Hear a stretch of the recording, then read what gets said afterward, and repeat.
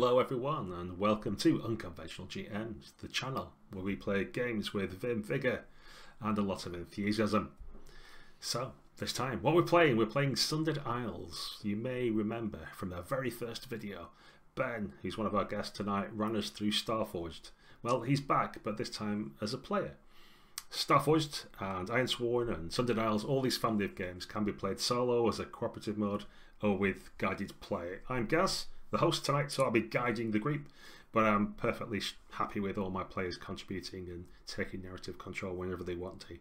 So we'll see how much they do. If they're feeling sleepy after a long day at work, maybe I'll be doing more talking than I intend right now. So this game is going to be set in a shattered world. So there's a poisonous sea somewhere down below in the mists, but everything is taken part in skyships with bits of city or rock or forest floating around in the misty skies. There's a set of factions which we may or may not meet. There's a bunch of stuff that we've rolled up on these things called oracles, which are tables of inspiration. So in advance I've sent my players some of that information so they can get an idea. They've got some characters, and what I'm going to do tonight for you viewers is just let this come out emergent through play. So things that seem interesting we'll find out about, things that we didn't find interesting we won't do, and maybe the players or myself will introduce some new and exciting things along the way. Or maybe just new things. Who knows if they're going to be exciting or not. We'll find out. You be the judge. So, you can be the judge. Let us know in the comments. Yeah, write a comment. So let's have less of me talking and more of my players. So first of all, Guy, do you want to tell us who you are and what's going on? Yeah, I'm Guy Miller, the co-person of this, fellow Unconventional GM, and also blog at Burn After Running, rpg.com, about one-shot games. And I'm very excited to play this game. I am Percy, the ship's cook, or rather, I was, until an unfortunate incident led to my soul being, well, I was killed. My soul was saved, though, in a receptacle, and I'm now bound in an automaton body and have been renamed by the crew Proteus. Imagine a large barrel with lots of pistons and metallic arms coming off it, and the sort of likeness of a face that's been drawn on a sail above it with a little hole in it that I'm able to speak through. I see my role on the ship and as the same as it was, a ship's crew responsible for morale, sort of keeping everyone's spirits up. My fellow crew, however, seem to want to make use of me more because I'm now a invincible, invulnerable fighter, and almost immune to normal harm. So reluctantly, I end up being taken on all these missions where I have to like fight hordes of ravening monsters and things just because I'm made of strong metal and wood, when I'd much rather be cooking up a lovely cod soup for everyone that I'll get back to. So yeah, poor misunderstood Proteus is what I'm playing today. I can tell he's going to be a fan favourite. Let us know in the comments. So, aforementioned previous Starforged GM, Ben, do you want to tell us who you're playing? Hello, I'm Ben. I love the Ironforge games, they're the best. This is going to be a rare treat for me to play this game. I'm stoked for it. Run it plenty, but it's also a great game for solo play and for guided play as well. So really looking forward to see how it feels in this particular way. My character tonight goes by the name of Themis, just Themis. It's a lot easier for everyone to remember. He would be played in a movie by Robert Shaw, probably being Quint in Jaws. So imagine that, but with flop-top boots and a feather in his hat. I've hunted and slain manta rays in the northern storms, and I've captured sword birds in the southern reaches as well. There's no monster I cannot tame and shackle. And with Sheba, my Black Panther at my side, we are a force to be reckoned with in jungles and ships alike. Wonderful stuff. I shall point out for our viewers that the other will say Ibrium, his first name, but he's known as Themis. So oh yeah, Ibrium Themis, yeah. In first name terms, it's a little bit casual. Excellent. And last but not least, we have another returning guest, Shane. Hey everybody, glad to be back. Thank you very much. I'm playing Zephyr Ori, a relic hunter. Somebody who makes their fortune travelling the world, sometimes braving the poison sea to find the relics that the dead gods left behind. An accomplished explorer and scavenger, Zephyr is very much weathered by the winds, but still has a ready smile, and is constantly accompanied by a companion, a crystalline, delicate, flying sprite whose name changes every day, and it's a bit of a game between Zephyr and the sprite for him to figure out the name before the sun sets. Beautiful stuff. Thanks very much for that. Well, this time today we're going to start in media res to show you how some of the game works straight away. We'll get back to swearing iron vows and what this is all about shortly. Let's just set a scene. So you're on your ship, which you may describe parts of maybe as we go through this engagement. We'll find out. And you're in the mists. Things have been bumping and scraping across your sky vessel. And at first you considered it was just the usual detritus that surrounds the world now since the shattering when everything was destroyed. But not long after that, a vessel, a Drakkar, a long, sleek Viking longboat type vessel, scraped alongside, full of dead men, or so you thought initially. But it was a ruse. It's some of the bloody skulls, raiders and wreckers who destroy other people's ships and pull them apart. You realise, perhaps a little too late, all the things have been bound along the side of your vessel, the remains of other ships that are destroyed in the mists, and they leap upon you to slay you, cast you overside, and take and destroy your vessel for all it's worth. They're recognisable by the big handprints of blood on their faces that they keep, and they think, rightly or wrongly, that this will keep the revenants of those they've slaughtered from coming back to haunt them. So you have a load of bloody-faced, grinning, foul-toothed wreckers have leapt aboard your ship all of a sudden. It's time to enter the fray. What do you do? How do you prepare yourselves? This in another game might be rolling for initiative, but in this game it's slightly more involved. Well, with one of my many arms, I just tip the soup tureen to one side, so it's just simmering lightly on the deck, so it can be done. And then as they leap up onto our vessel, I retract my limbs and roll straight at a group of them, literally barreling into them in an attempt to, and then limbs fly out and flailing, in an attempt to face as many of them as at once in first face-to-face combat. Excellent. This sounds like you're getting in the thick of it at close combat, so you would roll with iron for this. Excellent. Do you want to roll? Yes, please. I mean, you did say that, so I'm just being polite. Those are the ones. That's it. I've got a weak hit, so I've got one of my dice that I've beaten it with. Okay, so you've got a choice here to make.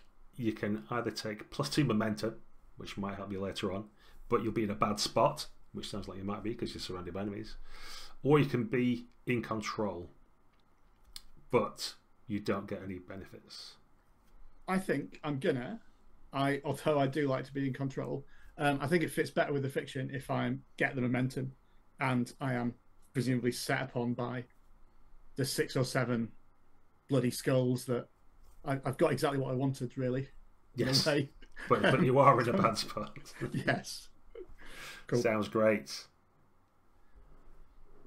Who's next? So Zephyr is never one to shy away from trouble, and as the Drakkar scrapes alongside and they start to come over, Zephyr will point at the first one over and lock eyes with him, and just stand there calmly waiting for him to approach as he draws his well-worn and notched fencing sword. Sounds impressive. I'm going to guess that as you're facing up against a 4, you want to roll plus height for that. Yes, sir, that is what I am doing. And I am delighted to say that I got a weak hit.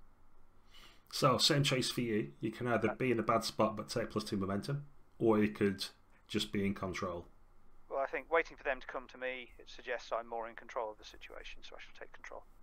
Sounds good. And how about you, Ben?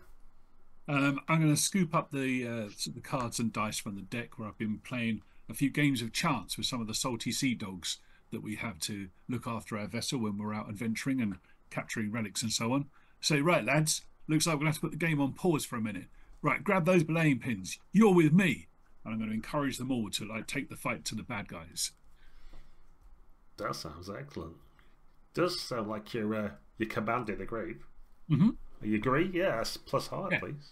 Yeah, so heart, here we go. Let's see if they want to follow a strong leader, or me for that matter. Roll in. Okay, well, curses be damned. That is no hit at all.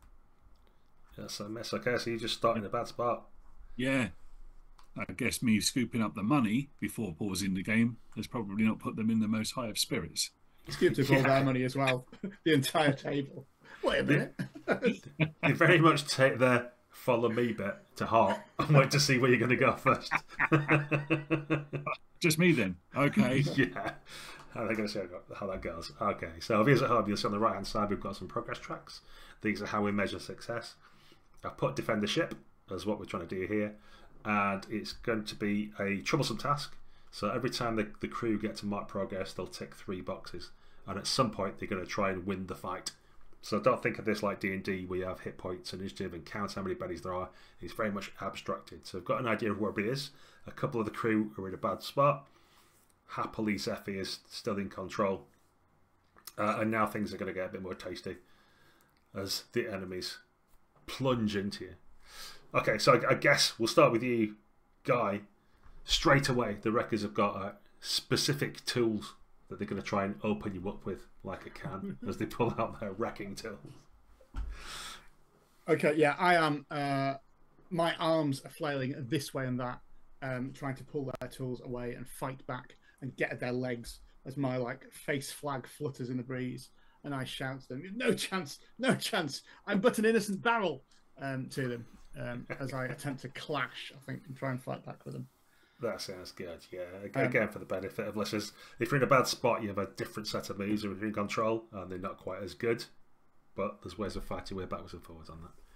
Cool. And I'm gonna put trust in my armor's strength, because it says I can. So I'm gonna set my action dice to 4, and see if that gives me better odds. Oh wait, is 0, 0 or 10 in this? I think we all know it's always 10. I thought it was worth asking then. Yeah, that's a weak hit then. Okay, on a weak hit, you do get to mark progress, so I shall tick 3 boxes, or cross 3 boxes it is in this format. But you are dealt a counterblow or a setback, so you stay in a bad spot and you have to pay the price. So I'm going to say he's going to take 2 harm to your health, as one of them gets in a good crowbar and starts levering the panels back to expose some of your innards. Do you want to make a suffer move to try and endure that harm, or are you just going to take it?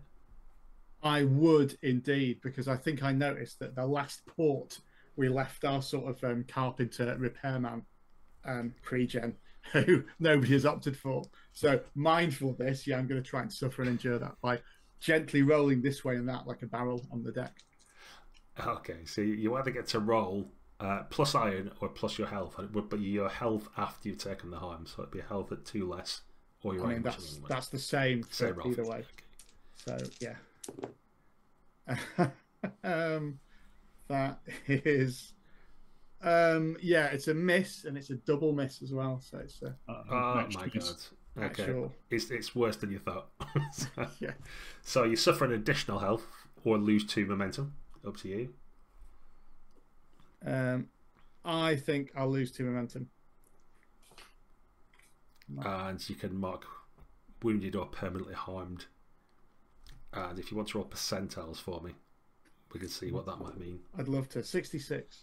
I'm glad we've got some spare characters, I'll point it. I was going to say 66. Good job it's not RuneQuest. That'd be really bad, wouldn't it? You're reeling. Okay, if you engage in any vigorous activity before taking a breather, you'll have to roll on this harm table again, which I'll point out might mean death. So I'll just put that out there in case anybody. All the stuff that I've secreted in my barrel storage thing is now all the coins and cards and stuff are now rolling out all over the deck. All the silverware that I've secreted over years of raiding. One of the smaller bloody skulls has already got his knapsack out and starting to collect candelabras and whatever else he can get. There's hot oil spraying over him, but he doesn't seem to care about it. Okay, Ben, you were also in a bad spot. You see this happening, and you find yourself without perhaps the number of crew at your back that you thought there might be. What are you going to do about it?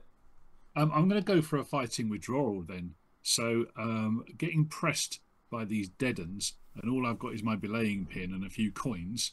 I'm going to back away to try and get some wood behind me, and try and improve my position whilst whistling at the top of my voice for Sheba, my jungle cat, to put down the water bowl and come and aid me. That's amazing. So would you view that as blocking or dividing with force, or are you perhaps dodging and getting out of the way? How would you do that? I'm going to go with close quarters iron as I just try and fend off their blows and let them come on to me. Sounds good. Get some kind of advantage to get myself out of this bad spot is the idea. Okay. Sounds great. Right, let's chuck an extra 2 on the D6 then, and that's going to give me a weak hit. You avoid the worst of the danger, which is good, but not without cost. Yeah. So you have to make a suffer move. You're going to take one health damage. Okay. And you're going to stay in a bad spot. So. Oh, am I? Oh no! Oh gosh. Yeah. Okay. All right. So, well, no problem. I'll take the one damage. I am, the blows rain down upon me. Yeah, I think what you find out is that your belaying pin compared to their wrecking tools isn't proving to be that useful, as it's becoming whittled down quite quickly into splinters. Yeah. As the other crew, as you're still in a bad spot, I'm going to say the other crew is staying out of the way for now. Right. It's almost like they're working out, like, can we win this? And if we can't, maybe we could join the wreckers or something. Like, you're not quite sure. We haven't worked out what the loyalty of the crew is yet, so we'll just say for now it might just be fear that's holding them back. Yeah, however, Shane, have like a profit share thing from the missions we've not been on yet. Yeah, that's right. Haven't bought their loyalty. Shane, Zephyr is in control though, so what are you planning to do? Yeah, so seeing this sort of happening and turning against us really quickly, I single out the one who was first across, and she's brutal. You can see she is nothing but feral and fierce in her eyes, and you've got to be brave to go first across into any breach. And I'm going to interpose myself in front of her, salute with my saber, and have at her, because I figure if I can take her down, I might damage some of their fighting spirit. Sounds perfectly reasonable. Let's see if the dice gods are willing to back you up on that. That's a strike, and you're rolling plus iron for close quarters. Indeed, which is the opposite of my strong suit. Fortune favours the bold. In this case, a weak hit. Okay, there's good news and bad news then. Yes. The good news is you get to mark progress twice. Hey. So we might be at the point now where someone wants to take decisive action to try and actually finish this fight, as you've got 9 out of the 10 boxes filled. But you are in a bad spot now. So although you are quite bold, you can see in her eyes that she's just unthinking in her destruction and an anarchist, and the sense of fair play that you might have doesn't even occur to her, and you worry that you might not be able to withdraw from this, and it's just the end facing you. Yeah. Before I even lower my sword from the salute, she's at me with her hatchet swinging, and I'm hard pressed, but managed to sort of get a few blows in. Excellent stuff. All that's occurring. So I've got a crowless crew. You're all in a bad spot, fighting away one way. The things are looking bad in many respects, but given the way the game works, it's looking like there's a chance for somebody to take a decisive action and flip this on its head. Does one of you want to risk that, or is there something else you wish to do? I'll risk it. I think at the sight of my candelabras being stolen, I think something flips in Proteus. And maybe literally, because he's Flip your lid.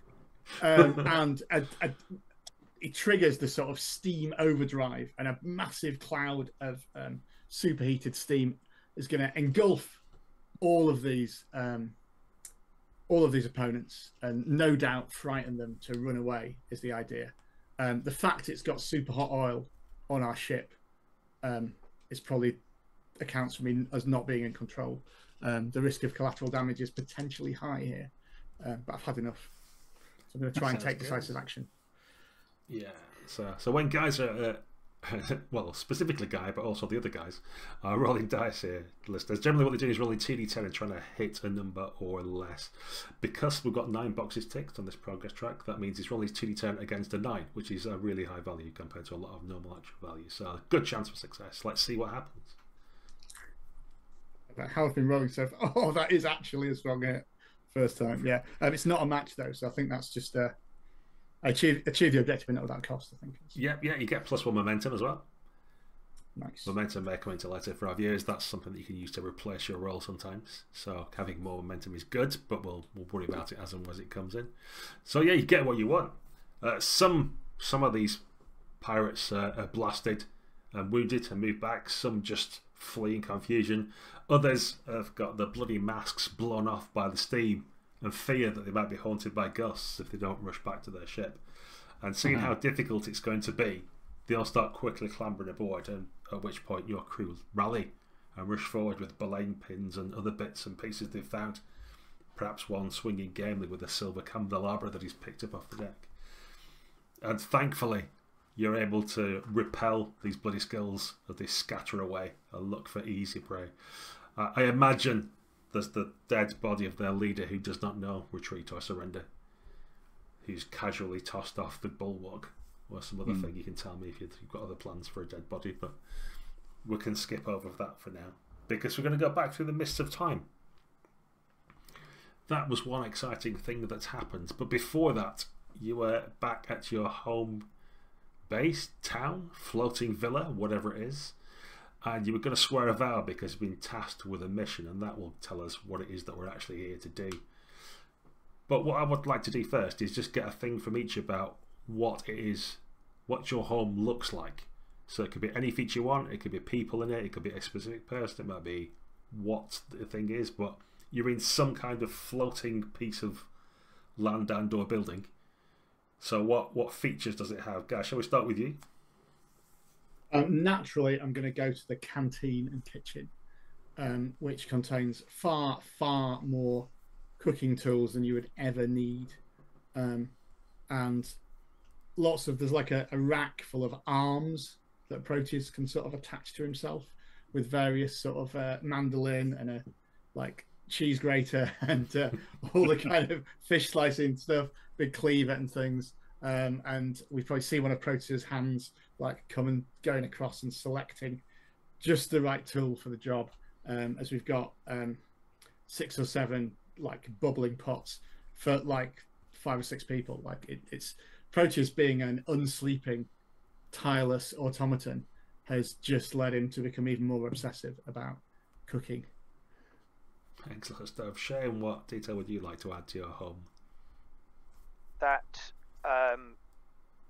there is, as well as being where we stay, this is also a place where other smaller vessels stop in from time to time, and there's a small inn with maybe a sort of half a dozen rooms and a tap room that gives clean a whole new definition from the obsessed people that run it, shouting at all patrons who spill stuff and cause trouble. Yet still, it remains busy because it's literally the only place to drink in the small town. And Zephyr just has a permanent room rented there. Refuses to have a home until he finds the thing that will make home. Sounds beautiful. Ben, have you got a final detail to add for us? Yeah, I mean, although being a monster hunter by trade, it's not really a title that I enjoy. I'm just, pretty good with animals, and I prefer the company of animals to people very often. So you'll find me spending a lot of time in my little makeshift aviary that I've constructed out of small twigs and bamboo over the years, where I nurse tiny songbirds back to health before releasing them back into the wild. I find their song relaxing while I'm sharpening my knives. Sounds beautiful. I don't know how you keep your jungle cat away from them, but that's a detail for another time, I think. It keeps you supplied with a ready supply of injured songbirds. Injured birds from. On my pillow every morning. Yeah. Excellent. So I've now got my viewers home, but I've got a mental image of this floating place with some kind of makeshift inn. We've got Zephyr On the roof of that is where the songbird aviary is, and the back of the inn's the kitchens, where we've got our automaton busily making far too much food for the amount of people that are available, because he's been constantly working. And knowing where this is you hang out, this is where you hang out, let's rephrase that. Magnus, who's the de facto leader, the consensus maker of your group, has come to meet you one morning. And as he assembles you in the early hours before you open for business proper, so there's no one else about, he has a dour expression and sits down and pulls up the lenses. So he's got these multiple fractured lenses that he can whip in and out, like jeweler's glasses, that kind of thing. He pulls all the way back so you can see his little beady eyes, which is slightly disconcerting because you're used to seeing him with the magnifying glasses on and they look much bigger. And all of a sudden he seems quite mole-eyed and tired and old. And Magnus, what's wrong? You have an expression that would shatter the islands again. Indeed I do, because I've made a terrible discovery. As you know, I'm famed for my healing and mending, and I consider myself on the island to have the best and most puissant arts. But there's something that even I've been able to fix. There's a plague upon our island. I've not told anyone else yet. There's been illness, there's been death, there's people have gone on journeys. You know that we sent Sonder out to look for supplies, and he looks round conspiratorially, leans in again and says, Sonder's dead and so is all his crew. They brought something back on their last trip. So I've just told everybody that he's gone off. Maybe that's for the best. Maybe they'll take the deaths easier if they just think he's drifted off into the mists and doesn't come back. Better than that, than they know the plague. I've examined this disease as best I can and used all my arcane arts. There is a cure. I feel there can be a cure. But for this, I will need the spleen of the vermilion sky crab. God knows where we may find one. We know there's some still out there somewhere in the mists. I mean, it's difficult enough to find the thing, and then when you do, killing it and getting its spleen, well, that's another matter entirely. I've never heard of such a thing done. But I have faith in you, my friends. I believe you could do it. I'd rather die by crab than plague. Just from one of the arms that's been on the rear of Proteus, a sort of a like corkscrew, and another one with a little hammer appear and says, "The vermilion sky crabs shall be no problem for us." My neckerchief is being pulled up over my nose and mouth subtly. Don't want to send him running, but hopefully he's not going to start coughing on us anytime soon. That's where I was going next. That's it. Covers his mouth with a handkerchief and just wipes something away. Folds it over, but if you can see what colour the stuff is that he's putting there. So, well, I'll not shake hands with you, but of something of this nature, I'm sure you'll forgive me if I ask you to swear an iron vow. Show me your iron, my friends, and swear that you'll help us or we're all doomed. Well, it appears we have little choice, but if it comes to looking after this community, I think, looking left and right at my colleagues, we're the right men to have on board for this. Yeah, I'll swear, and I'll pull out from under my shirt, which is a bit easier to see now. I'm not wearing the old neckerchief around there. I've got a leather strap around my neck, and it's got a nice solid iron anchor hanging from it that's it's been buffed to within an inch of its life. No iron on this. I keep it well oiled every night, and I clutch it in my hand and pull it away from my neck with a snap and offer it to the centre of our group. Iron out, lads. Do the rest of you have a piece of iron that you swear by as well, or do you trust in your companions? I've got my sabre's hilt has an iron ball on the end to act as a counterbalance. That was the same one that was on the end of my mentor's sword, and I lift my sword in its scabbard up from where it's lent and put it on the table and rest my hand on the ball. I just I'll use the corkscrew. Just pick an arm. Rather than many pieces of iron. Just clunk it on top of the other items that we've got on there. Well, and then set it going and stop as like sparks fly. I think that's how it works. Well, Ben, we'll set you off to make the roll for this, I think. Oh, okay. So, All right. yeah, Cool. you seem the most forthright there. I mean, this may Yeah, prove well. to be an error when we work out they have to roll plus height, and that might not be your best skill. But Okay. Right then, Magnus, Zephyr, and Proteus, I swear upon this iron and all who attend here that we will find the vermilion sky crab and bring an end to this devilsome plague. excellent. I'm going to give you +2 because +1 for each of your companions who's joining in the vow. I think that's really cool. Okay, right. Here goes nothing. So let's see if my heart is in it. Oh, crikey, it's a miss. Okay, well, I'm going to find the vermilion crab anyway. So things we want to do. And I'm going to make this a dangerous task. This is not going to be the first steps are going to be tricky to to figure out. Yeah, basically what happens is you have to overcome a significant obstacle before you begin your quest. This is one of those strange films where we know that you must have done that because we've already had the fight with the bloody skulls, so you clearly overcome that obstacle. But as you quickly get your supplies together and head out, what do you note as you're heading towards the skylines and deciding what route you're going to take and maybe planning out your journey is some of the knights of the Noorish Empire have arrived in their beautiful whitewood ships and manta ray riding knights to interdict. And in a booming voice, the leader, the captain, shouts out across to you and anyone else within hearing range for that matter. This island is interdicted. We have traced the plague. None shall leave it. Go back. Return to your birth. None shall leave. We cannot risk what few people remain to die to some foul illness. And try not to deceive us. We know it exists. We've tracked your ship here. Well, of course you've tracked our ship here. This is where we take our home port. But you have been lied to. There is no plague. This is one of your nobles seeking our island for himself, long as he has.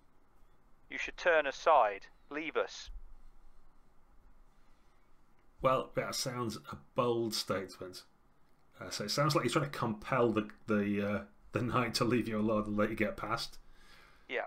So you're going to have to, I guess. It feels like, I don't know. Are you threatening or are you lying? No, I'm like force of personality. I'm just not. You know, I stopped so you could speak, but Zephyr is not going to stop. He's just going to harangue and generally keep on at the guy until such time as he gives in. Okay, I guess that's roll plus iron for threatening or inciting him.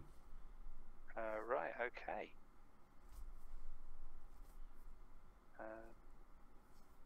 And that is a miss. Excellent. Going well, isn't it? Yeah, I know I said you do get past these guys, but I'm not sure that might have been that might have been a previous mission. I might have mistaken. Yeah. Okay. So they refuse your demands, or they make a demand that costs you greatly. I think they absolutely refuse, and in fact insist they might have to impound your ship. What I'm going to do is just roll from pay the price to see if that oracle gives me something else. Oh yes, your action causes collateral damage or has unintended consequences. So I don't know whether this is like a fate worse than death or something not, but you see them firing up their elemental fire cannons along one side as the ship moves to broadside almost, and you fear for your own lives. This ball of flame shoots out past your own ship, and you see impact on the island behind you. And there's screams of terror and bits of wooden shack and stuff are lit ablaze, and everybody's in a panic because there's little water to be kept for putting fires out. What little water you have is used for drinking and bathing and what have, and the limited resources. And the band shuts out making again. Stock, yeah, need a lot of it for that fish stock. Yeah, that's right. And to keep the fish as well. Actually, use quite a lot for that. Yeah. And the manta rays start to swoop around more aggressively as which the flanking vehicle, and the haughty knight shouts again, "I will destroy the entire island, and you along with it, if you do not obey my commands." Right. No. We're not having that. You're not having it. So you can quarantine us, but you can't take our vessel. So these guys are going to be presented with a choice. I think we should just gun it, and we should just make a run for it. And if they have to chase us, that takes us away from the island, or they have to stick with the island and keep that under quarantine. They can't chase us. But either way, we need to get that cannon away from our community. Otherwise, Magnus isn't going to have any more plague to worry about because he'll be burning. So what do you say, lads? Should we gun the ship and outrun them? Aye. We can beat a Noorish knight in the skies.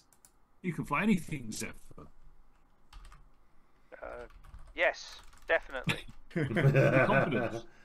All that confidence.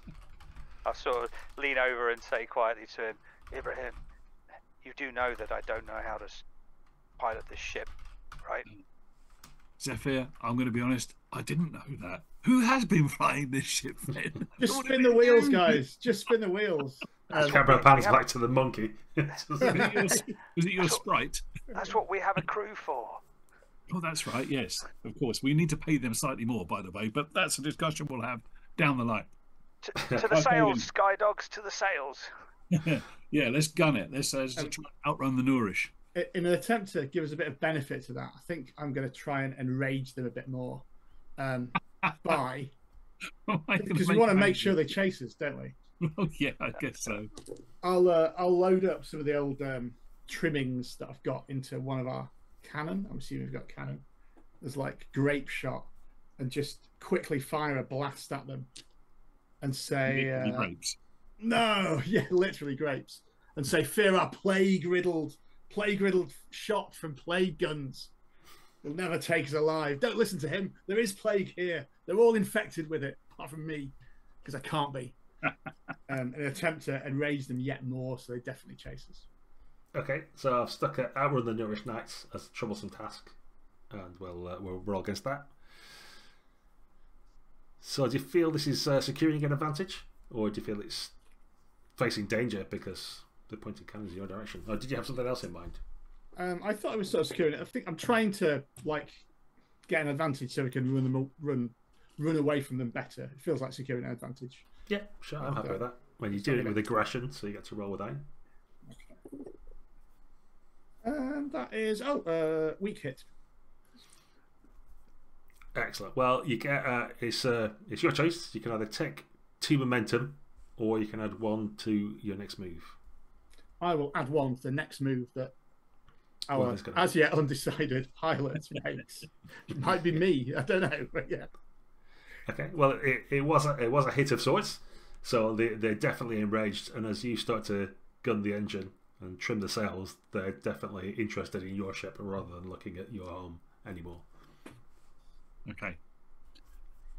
All right. Well, yeah, we're going to fire up the engines and take some risky manoeuvres to fly straight through the manta rays and burst out the other side and try and get into cloud cover. Sounds good. So you're using your mobility to try and get past them. Is that sort of thing we're looking at? Yeah, I think so. Danger? Yeah. Okay. So it's a roll plus edge to face danger as he accepts. And I'll take something risky. Okay, and I'll take the +1 from Proteus's shot across their bows. So this can't possibly go wrong now. Okay. Oh, matched miss. Oh man alive. I'm making this hard for you, GM. Sorry. No, that's all right. It's all interesting. We'll get to pay the price for the thing that we're paying the price for in the first place. This, dear viewers, is why flashbacks are dangerous in games. We know we're definitely going to survive until that point, yeah, right? That's going to be like the cliffhanger to the end of the session. Okay, let me roll some dice to see what the prize might be, to give me some inspiration. Your equipment or vehicle fails you. Well, it doesn't take too much imagination. Okay, so the engines are such that they are. You can hear the knight shout out straight away, target their engines. And as you start to gain speed and get past them, there's a burst of flame and something falls into the poisonous seas behind you. One of the crew looks back over and says, "That looks like an engine." As your ship starts to skate through the skies, list slightly. Everyone can smell burning wood, and things are looking quite dire. I'd like to rally the crew from their momentary surprise and panic, encourage them to go to the sails for the backup propulsion. Come on, quick! If they catch us, they'll burn us, and I don't want to be burned. You! And I'll grab one of the crew on the shoulders, look him dead in the eye. Do you want to be burned? You don't want to be burned. To the sails! And push him in the direction of the mast. Seeking to sort of try and encourage them quickly. Compel the crew. Get us out of there, yeah. You can roll +I to incite them if you wish. Well, I was thinking I was more sort of encouraging them. Okay, yeah, you can roll +I if you consider that encouragement. We've all got different management styles. It makes no difference because it's still a miss. Oh my gosh. Okay, they all just no, wait, we should give in. Like, it's the Nourish Knights. Look at them, so proud and with their advanced technology. There's nothing we can do. Perhaps they'll find a cure if we just play nice and don't do anything wrong. Maybe if we just yeah, that's it. We should give in, and then they all start holding their hands up or waving white bits of cloth across the way. Oh, gosh. The price this time is that you waste resources. So I guess the camera can pan back with a drone shot, and we can see all the fuel leaking out the bottom of your vessel. So you can knock 2 off your supply, and that's a shared resource. So you will lose 2 suppliers. Things start to disappear, and I guess the crew counts as a resource as well, and they're capitulating at this point. Okay. Well, crap. Well, as that's going on, I think we see a little trapdoor open at the base and crawling out spider-like. I hope it's okay just making up stuff that Proteus can do. It seems to fit. You do it and I'll tell you if you're overreach. I mean, what could go wrong? Yeah, like holding on the bottom comes Proteus as he's going to attempt to effect some repairs and maybe jury rig some of the auxiliary engine power that he's had installed to his the salamander in the ship's kitchen to try and help us secure it. Yeah. What I think I'll do is charge you an extra supply for that, because you're going to have to take away other resources to be able to have auxiliary power, I think. Okay. But then I'll let you make a move if you want. Go for it. I will. So I think repair is a move, but yeah. Yeah. I don't know. Or check resources, perhaps, might be an appropriate move. Yeah, I'm happy with either of those. Check your gear. I sort of think. Yeah, I don't know. I'll go with repair because I sort of don't want to use up any more supply, which is potentially what I'll do. See what I mean? Yeah, so I'll try repair. It's with wits. Drop wits, that's right. Yeah. That is a miss, predictably. Oh my. Luckily, I didn't have anything at stake there. Yeah, so you're underway. A miss gives you no. Well, I guess it's no points. You don't get any points. How this would normally work is you have a number of points to repair things with. So repairing a broken module will be 2 points. So if you want to say you repaired the engine, you need that, but you just get nothing. Okay, one of the nourished vessels, the smaller boarding vessel, comes alongside. So I'll give you the option as players about how you want to play this. There's an option maybe for you taking their vessel to continue the way. Perhaps there's some other inventive way you can say that your vessel's going to manage to still get out of this somehow. Or you could make this a fight if you want to enter the fray. What's the approach you want to take? Well, and of course, if you've got something completely different you'd like to do that I haven't thought of, feel free. Well, I was thinking they've damaged our ship, so the least they could do is replace it with theirs. Yeah, I think we should surrender and then immediately turn on them. Yeah. And steal their ship. What? That seems like the right thing to do in this episode. Proteus's sense of moral justice has been slightly twisted since dying. Yeah, well, I mean, back as a barrel. I do quite like, and it's not exactly fiction first, but I do quite like the idea of doing something that doesn't involve us having to roll any dice. Because they are not our friends. So I'm assuming surrendering could be a fairly low key move. That's exactly what fiction first is, right? Yeah, exactly. Avoiding rolling dice. Yeah. Okay. Well, we've established the crew are already waving surrender flags and acting like cowards. So I'm going to say that there's no immediate obstacle to them pulling upside, thinking, given that they're proud, haughty, and aloof, that they've cowed another set. So they don't pull up right next to you because they're not daft and they worry that they might get some plague if they come too close. But they're going to throw across grapnels and things like that to kind of like just moor your ship and make sure it doesn't get anywhere. So how do you set about capturing their vessel? Do you swing across? Is there some subterfuge? Do you leap manfully across the gap? Do you have some device or technology which helps? What do you do? Well, they've thrown us ropes, so I'll just basically get the crew and say, secure the ropes and pull, and basically use their own ropes to pull us closer until we can board. Sounds good. It will require to compel the crew because, as we've established, they're cowardly custards right now. Yeah, come on, you can do this. You can do this. And a matched miss. Oh my gosh. Right, well, the crew absolutely refused. It's 2 hours or less, this channel. There's no minimum runtime. That's right. So, here's the challenge for you guys. At some point, you're going to be on a ship somewhere else. How you get that ship and what it looks like, we haven't established, thankfully, in the fiction. So it could be anything. And you have a crew, but it might be a different crew than you've got right now. Yeah, it will be. So that's something I'm going to push back onto you players. That's your pay the price. You've got to think of all these bits together. There you go.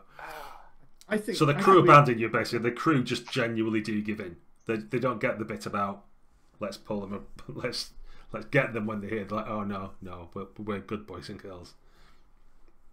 I wonder if we need to segue to an actual prison break from the Noorish vessel.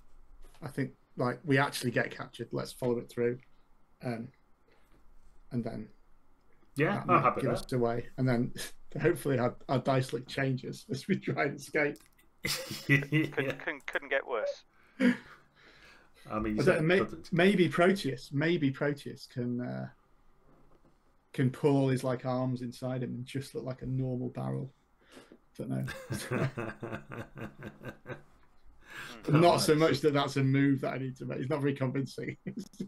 Well, let's get on board the Noorish vessel, and we've probably been in brigs and stuff like that before. And yeah, I mean the game's up, okay. And if they're going to bring us back to our island, and that's going to defeat our Iron Vow, that's not great. But of course, while we're cooling our heels in the brig, there's plenty of other dangers in these skies, and maybe the Noorish guys will be eaten by the bloodless or the blood skulls, or maybe they'll succumb to the plague themselves, and then we'll be on a kind of a Marie Celeste in the sky. Yeah. We'll break out and take their ship. Or just having us on their vessel has exposed them, and perhaps we talk them into joining us. Yeah. We've established we're really bad luck to be on a vessel with, haven't we? So that's not looking good for them. Very much so. So I think we can actually have a break here, which is good because we're about that time. So what I'm going to suggest where we end, and then you can decide what you do when you come back, is that you're in one of the big catch nets that's underneath the vessel. Oh. So while they travel, they collect whatever they can and resources and have a big cargo net that's underneath their vessel. So you've got this sleek wooden ship painted pure white, and you're hanging in a net, maybe with your arms and legs dangling through the loops in it and that kind of thing. There might be other stuff in there. You can bring that in terms of what other trophies or resources might be built in. But they don't want you on board, so you're slung underneath this vessel and you get to look down at the poisonous sea many miles below you as the wind whips past and various birds and flying lizards and other things dart in and out of the zephyr winds around you. So we shall take 5 or 10 minutes there. Don't worry, in viewer land, what we'll do is we'll edit that down so that you get to come straight back in, more or less. I, for one, can't wait to see what happens next because it's going to be inventive, whatever it is. We'll see you very soon.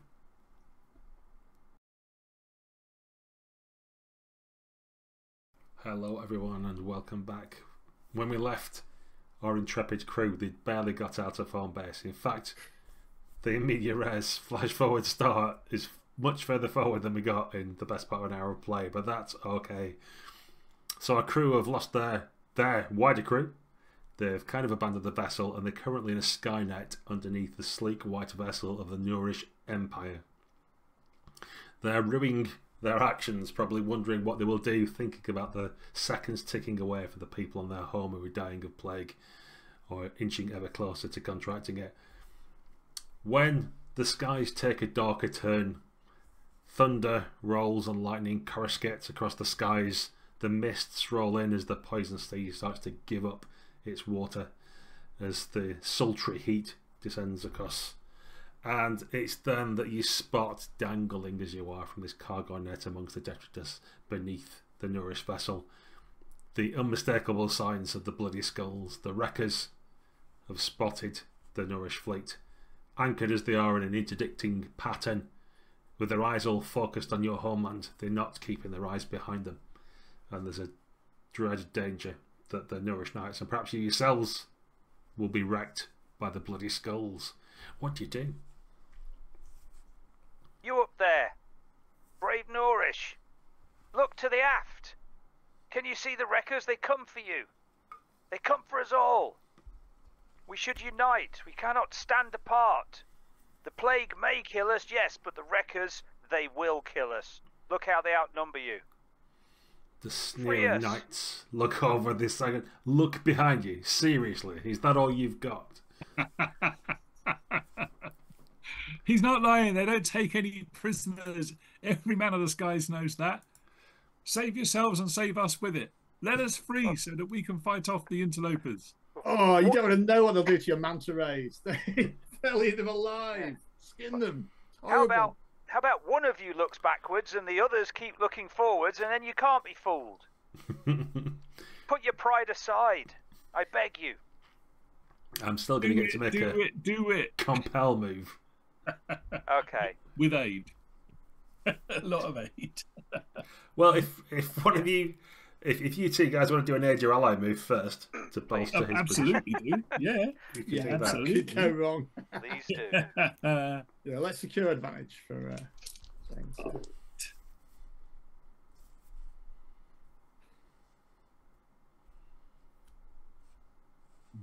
I mean, I've got a miss on my secure advantage, so there you go. Oh, good. I'm going to try and I'm going to roll plus heart to try and get some emotion into this. Okay, all right. I've got a weak hit. That's the best I've had all day.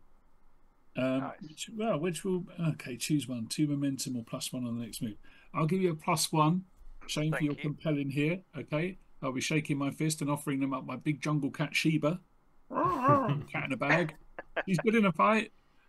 I feel inspired by Themis, and I sort of turn on the charm and urge them to set aside our differences and stay alive together.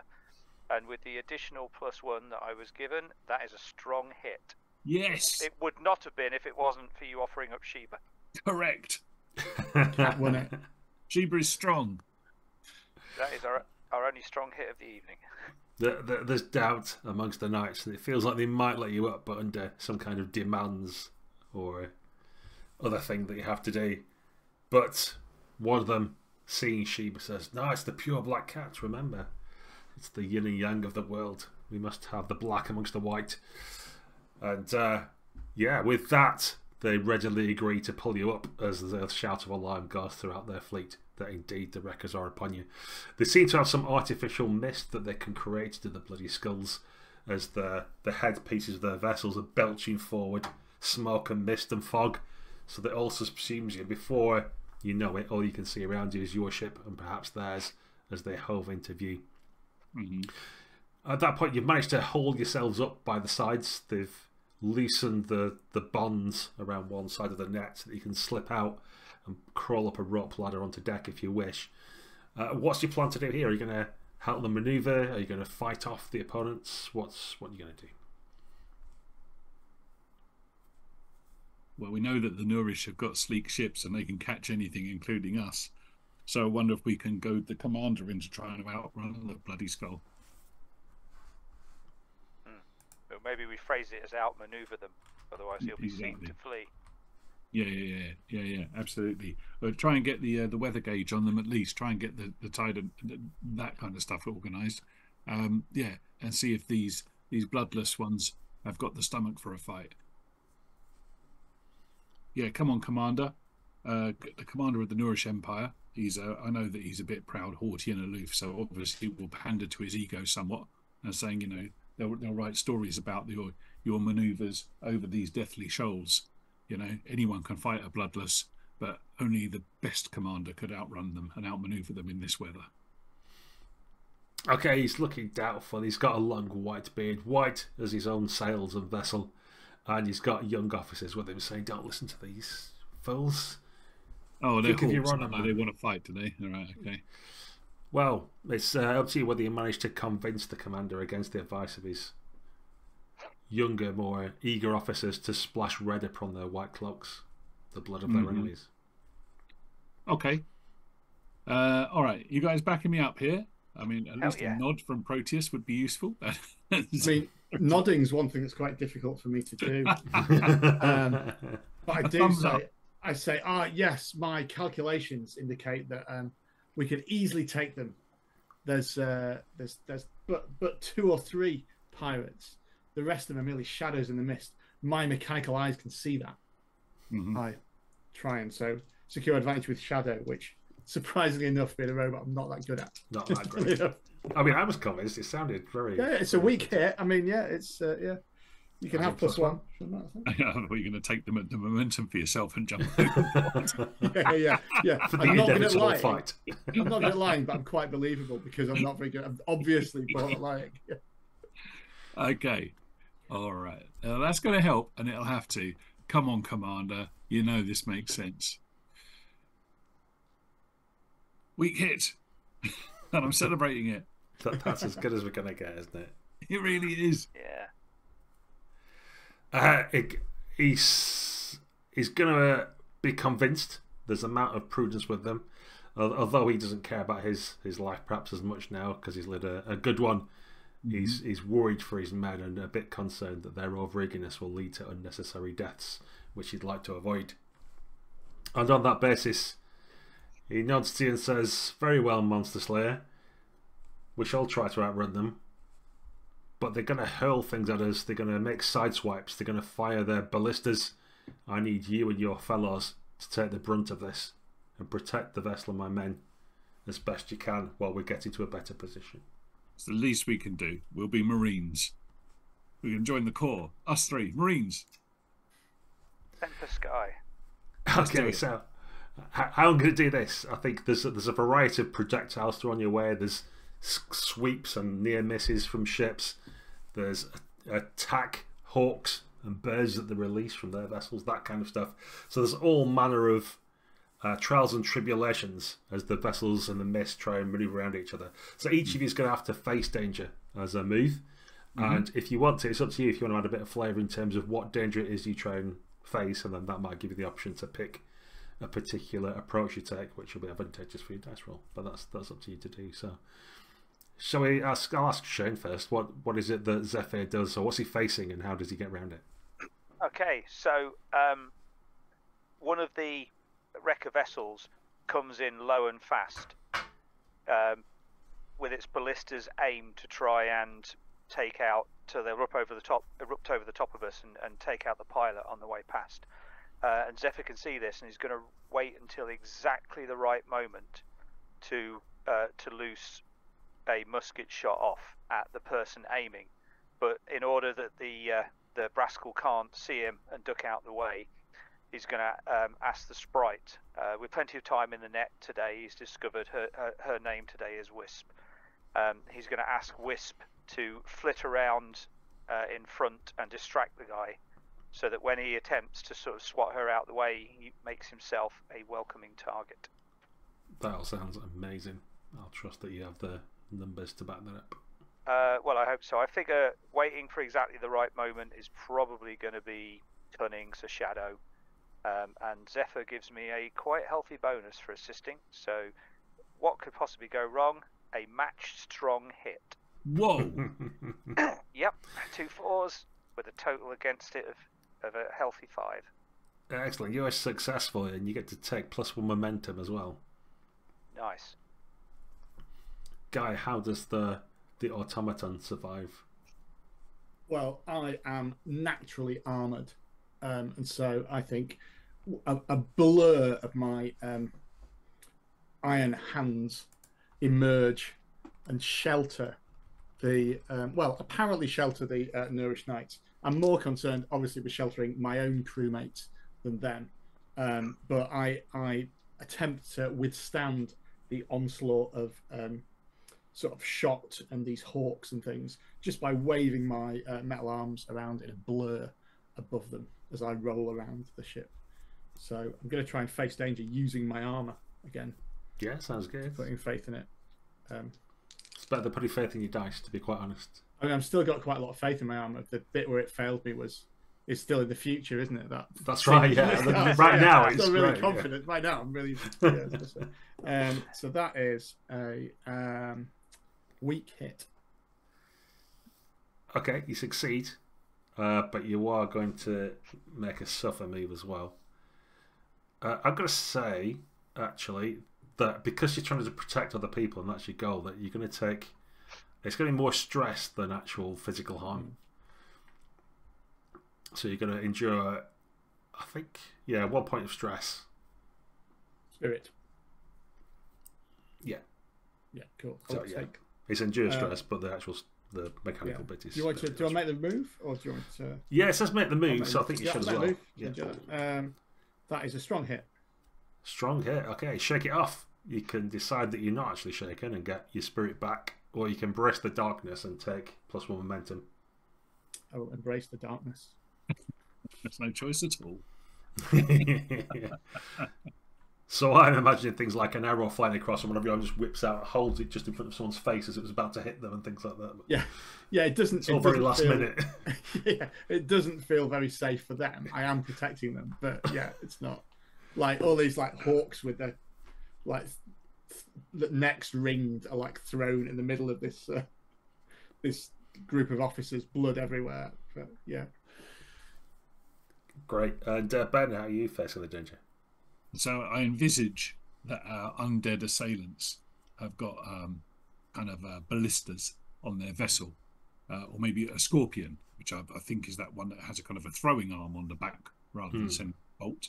And they're loading kind of sticky tar balls, which is skulls they've taken, which they filled with pitch, and they set fire to them, and they send them arcing up into the sky, trying to drop them into our rigging, into our sheets. So I'm going to be on the poop, I guess, which is at the back of the boat, and I've snatched a harpoon, and I'm going to swat these fire skulls out of the sky before they land upon our decks. Sounds amazing. It does sound quite good as a plan, doesn't it? I'll give you that. So I'm rolling with edge. Yeah. Let's see. The hand on your own skull suggests that this didn't go as well as you hoped. It's not good, and I may have set you up for some really, really obvious consequences because I rolled a miss. Well, you have to pay the price. Yeah. I'm just going to roll some dice in case there's something else. Trusted individual acts against you. So there's some of your own crew here, and my cat doesn't like fire. That's right. I think. Well, what I'm going to do, I think your cat will be loyal still, but just like not helping. So Simba's disappeared because you're suddenly set afire as you smash one of these things, and pitch goes everywhere.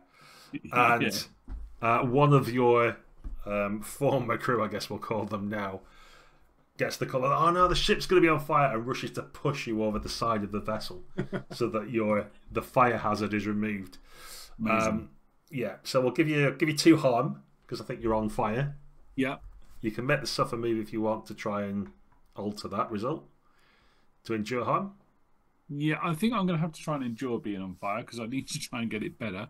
So maybe drop and roll, something like that. Embrace this guy to sort of pad it out and be calling for my damn cat who's slunk off somewhere. Doesn't looking like for fire. a house, no doubt. So was it iron or health, whichever? It's iron or whatever your health will be after you've taken the damage. Okay, right. so it's going to be health because I was actually in reasonable health. Let's see. It's a weak hit. If you're not wounded, well, you are. So, well, what you could do if you want to reduce it to just one health, you could lose a momentum as well. Oh, okay. It's up to you. You can so either lose 2 health or lose 1 health and 1 momentum. It's how you want to play. 1 health, 1 momentum, I think. Good. Okay.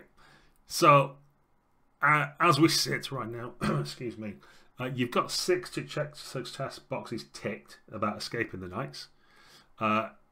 I think most of the immediate harm you've sort of avoided, or you're in a dangerous situation. You're still going to go away from the knights particularly, and you've got one of your own who's like dangling over a balustrade, really only helped by the fact that he's covered in pitch, so he's kind of sticking to the gunwale right now, and didn't immediately just slide over the side.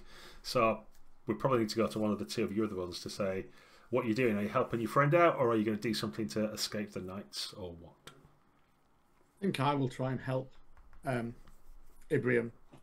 I think from within my barrel belly, a knotted rope like snakes out and goes down and whips below for you to pull up with that. A knotted flammable rope, that is, to try and haul you back up as there's a little winch inside. Sweet. Steam comes out as I do it. So is that... So I guess if you do a nade and ally move, Yeah. and then I'll let Ben make his own roll to save himself a bit later. Okay.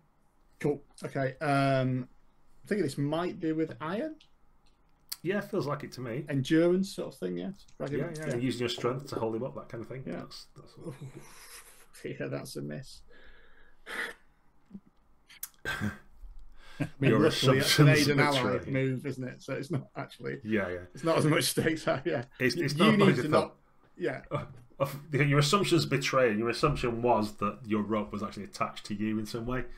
So you do throw it down, and everyone can grab it, but it just wrenches the rope out of your belly, and you're like, oh, there's more of your loot sort of falls out and clatters behind it. It's still better that I rolled a miss than that's true. Ben does when he Yeah, makes true. this roll now. Yeah, well, I'm going to give Shane the opportunity to do something before Ben has to roll if you want to help. You might do something different, it's up to you. Yeah, I'm going to... the guy has just pushed him over. I'm going to whirl the guy round. And just sort of... I've still got the musket in one hand that I just used to take the other guy down. And I'll just sort of hold him by the scruff, stare in his eyes and say, Themis would bleed for you.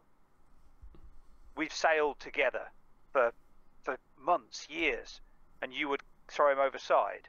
No. Grab that pole, pull him up. It's the right thing to do. I want to basically talk the guy into offering aid and feeling really guilty Rather than pushing him over. Yeah, like, you know, I'm not going to go down the "you're a terrible person" avenue because Yeah, I think this is not the time and place. it's still going to be an edge and ally, but we'll Yeah. make a roll. Yep. Yeah, disappointed dad voice. Yeah, that is a weak hit. Yep. Okay. So you can have +1 on your next move as well. So Ben, we're back to you. You've managed to get 1 advantage at least. So you've got a +1. What do you save yourself? There's like a guy in 2 minds about pushing you over the side. You are still on fire. The poison sea awaits beneath you. There's a rope around your ankles where it's pulled down to you. Yeah. What do you do? Okay, I'm gonna lean into it. So I'm actually gonna give him a quick 2-finger salute, and I'm gonna hop backwards over the balustrade while tied to the rope, because my keen eyes have spotted that if I get the angle just right, I'll be able to swing in through and crash through the window into the captain's cabin at the back. Sounds amazing. So it's abseiling time as opposed to sailing time. Yeah, sounds good. It's facing danger. Yeah. Rolling plus edge. And I got a plus edge, and I got a plus from my companion's aid, I think. Okay, let's see. Weak hit. I'll take that. Yeah, you succeeded, but not without cost. So I think we can say it's another health as the broken glass stuck in you doesn't help improve things. Okay. And I'll just suffer that. That's fine. Yeah. As you smash through, and we'll skip over whether someone on fire landing on fine goose down blankets. The captain's busy trying to outrun these guys, so that'd be fine. Yes, well, we'll assume that you managed to roll when you land and eventually put yourself out. Yeah. Deep down below. That's fine. Okay. So I will count that as progress because you now have access to the captain's cabin. There you go. So we're at 9 ticks on the escape of the Nourished Knights. I'm happy for someone, if you wish, to make a decisive move, but that's going to have to explain what you do with the Nourished crew, or do you exit into another vessel, or what is the move that's going to get you away from the Knights but with still a ship? So I have an idea for that if my companions are content. Definitely. So the fight has gone on long and hard while we've been focused on saving Themis, and unfortunately the captain and most of his officers have fallen to the ballista fire and the other threats. And seeing the Nourish crew casting around looking for leadership, well, who else can they turn to but us? I'll sort of grab one of their petty officers, you know, an old salty sky dog with years in him who knows what really matters, and say, we've shown you that we'll fight for you, so fight for us. Help us find the cure. Come with us. We can turn away now. Leave these wreckers behind. We're far enough from the rest of your ships that they're in no more danger. Join us. Aid us. Do the right thing. And try and talk them into effectively putting us in charge. Well, it sounds good. I would come with you, but unfortunately we have to rely on the dice for you to take decisive action on that. And absolutely, and I don't even want to see this. I will take a... Oh God, no, it's a miss. Because I've got to exceed, I can't equal. No, you've got to get over.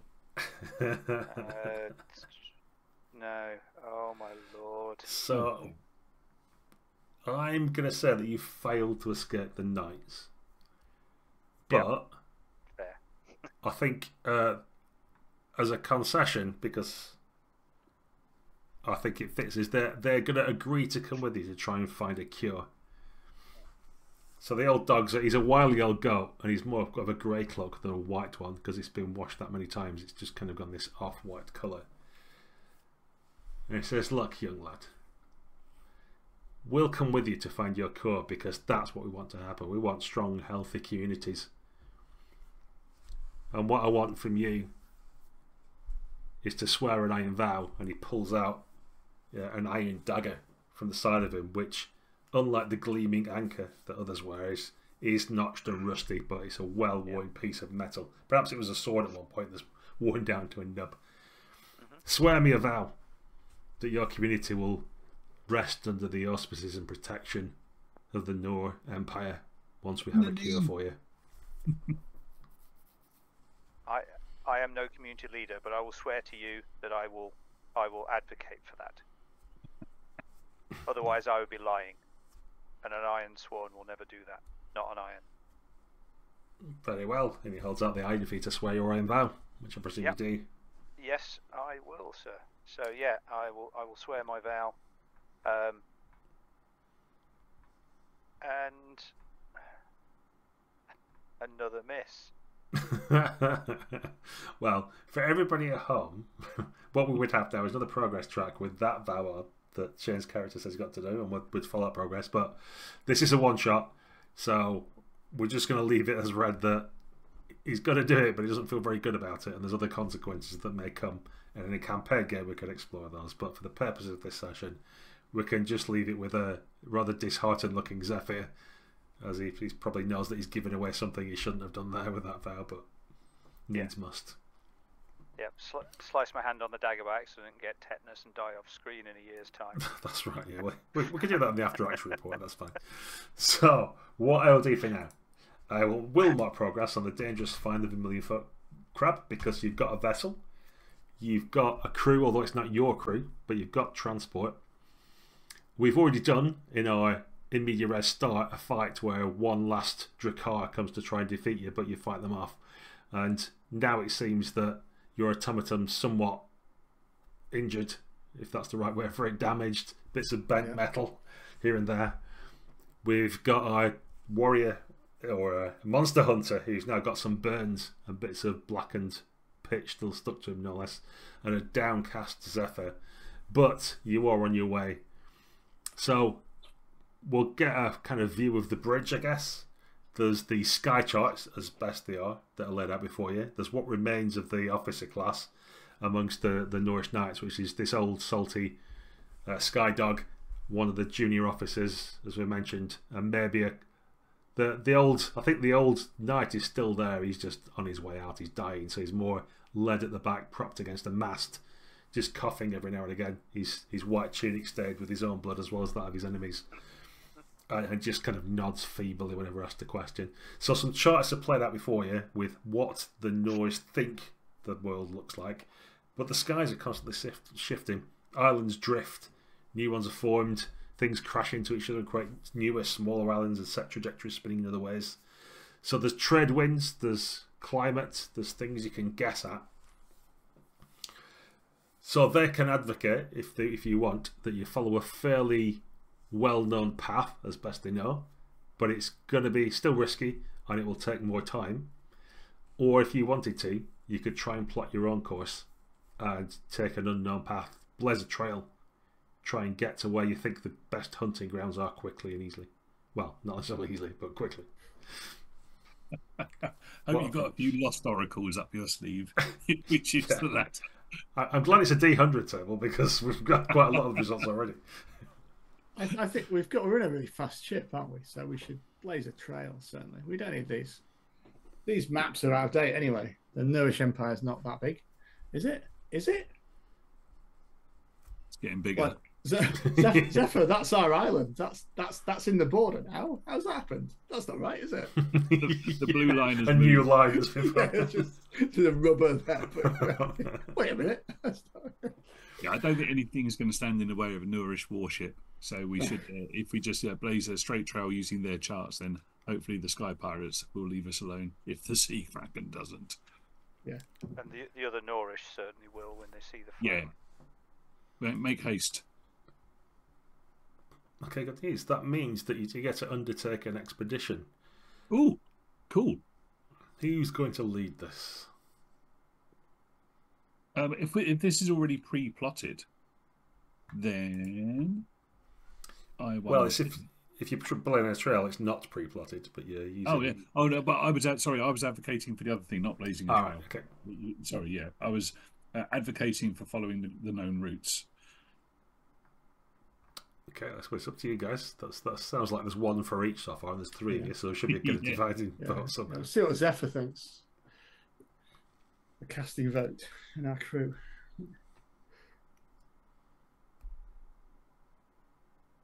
He's deep in thought. Yeah. Considering the position, still seems concerned by our island being part of the Empire now. Yeah. What do you reckon, Shane? Are you going to blaze a new trail, or are you going to follow an established route? I'm sorry, I had a momentary internet freeze, so I've missed everything up until something about Guy saying island. My apologies. That's all You're right. in a better position than any of us to make a wise counsel on this roll, then. So you basically got two choices about how you proceed ahead. One of them is to take a shorter route, probably more dangerous, unknown. So that would be planning your own route, create an expedition. Or you could, the Norse have said they've got a safe route, but it will take longer. It's a more circuitous route, and it's not without danger, but it is less dangerous and less unknown than a straight ploughing ahead. And so far, one of your companions has said, let's just go for it, and the other one said, well, let's take the more well-established trade route. Nah, delay is the plague's ally. We must move fast. Fine. Okay. Okay, Shane. So you, I guess, as the de facto leader, because you're the one who sworn the vow and made the casting vote, do you want to? I guess you're moving at speed. That sounds like what you do. Yes, moving as fast as we can. You can roll plus edge then to undertake the expedition. Thank you. I relish the opportunity, and I have a miss. Jeez. Okay, well, you don't get to mark progress, so that's something. You are waylaid by a crisis. Let me get some inspiration from my oracle tables. Christ, I hope I don't roll twice broken on this dice. table, because that would be a bit much. You face the consequences of an earlier choice. Interesting.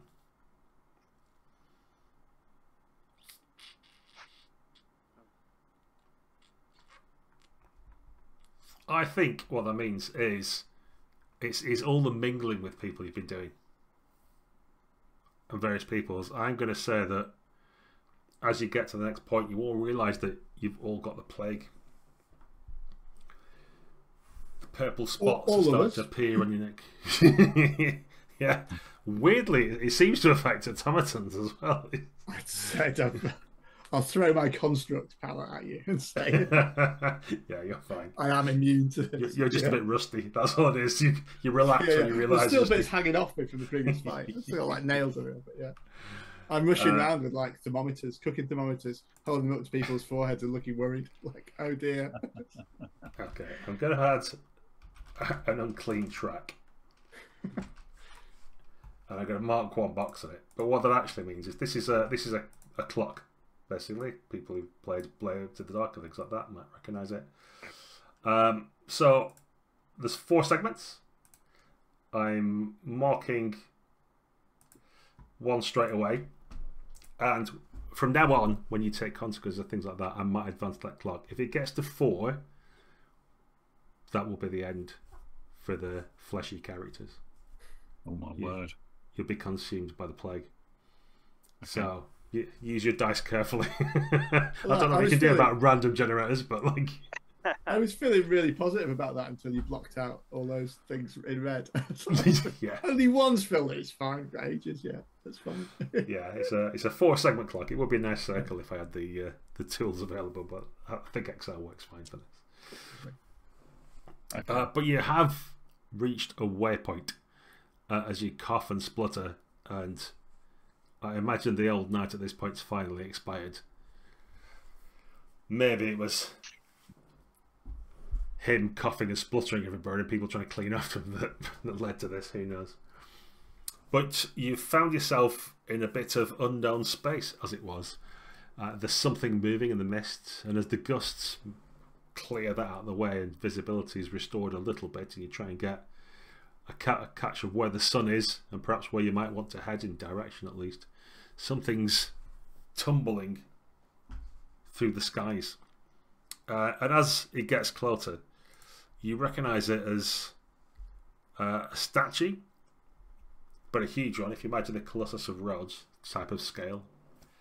So it's not got any feet and missing an arm, but it's still tumbling and arcing. And you recognise it as Krakus, the last of the gods. In fact, one that was known to heal, well, some say he will heal the sea and it will not be poisonous, and at some point everybody can once again return back to the surface. He's perhaps known for other healing powers, who knows? But this is a waypoint, so it's up to you. You could perhaps try and explore it and see if you can find aid here or help in your quest, or you can ignore it and try and push on more quickly and get nearer where you need to be to find the vermilion crab. Right, I kind of raise my hand to make a point, and then I'm overcome with a racking cough.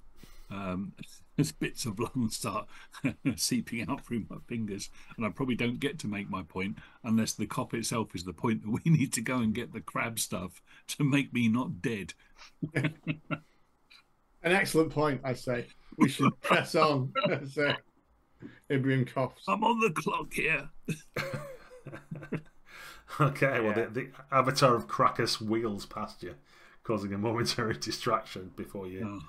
Well, is there maybe some kind of small sacrifice we can make, just so that he doesn't think he's being completely ignored, like toss a copper overboard or something like that, to pay due respects to Krakus, the god of the seas, because we could do with his help, frankly.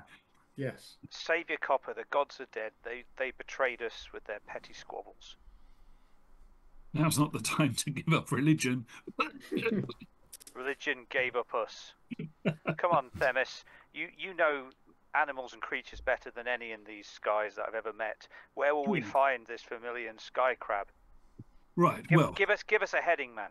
I'm going to. Okay, so to stalk this inhuman foe, I'm going to call upon all my Slayer wits that I've used in the past. I'm going to see if we can pick up its aerial spore, please. So can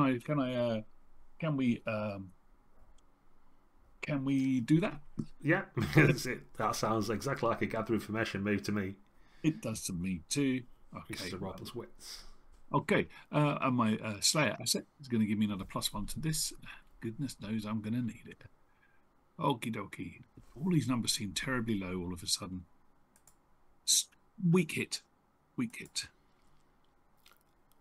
Okay. You've got a new insight, but also there's something that complicates your quest. You get 1 momentum. That's handy. So you... like, it's very dangerous, but what choice have you got? And you realise that the sky squids fly near here, and they're known to carry the offspring of the million crab around. That's how it manages to reproduce, by carrying its what